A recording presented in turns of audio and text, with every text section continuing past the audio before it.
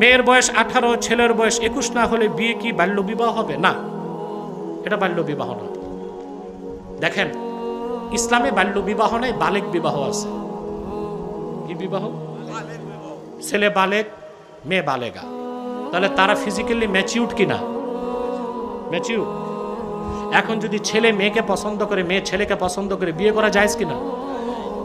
তো এটাকে আপনি বয়সের ফ্রেমে আটকায়া বিয়ে করতে দিবেন না, এটা কি অমানবিক অধিকার না? কথা বল। আমাদের দেশে আইনটা পরিবর্তন করা উচিত। এটা বলা উচিত, মেয়েকে জোর করে বিয়ে দেওয়া যাবে না। মেয়ে বালেগা হয়ে গেছে, সে যদি ছেলেকে পছন্দ করে তাকে বিয়ের সুযোগ দিতে হবে। একটা শর্ত থাকবে, মেয়েকে জোর করে বিয়ে দেওয়া যাবে না। জোর করে মেয়েকে বিয়ে দেওয়া এটা শরীয়ত সমর্থন করে না, এটা জুলুম। এটা কি জুলুম? অতএব বাল্য বিবাহ বলে যে কালচারটা বাংলাদেশে চালু হয়েছে, এটা আসলে অনেক ফাঁক ফোকর।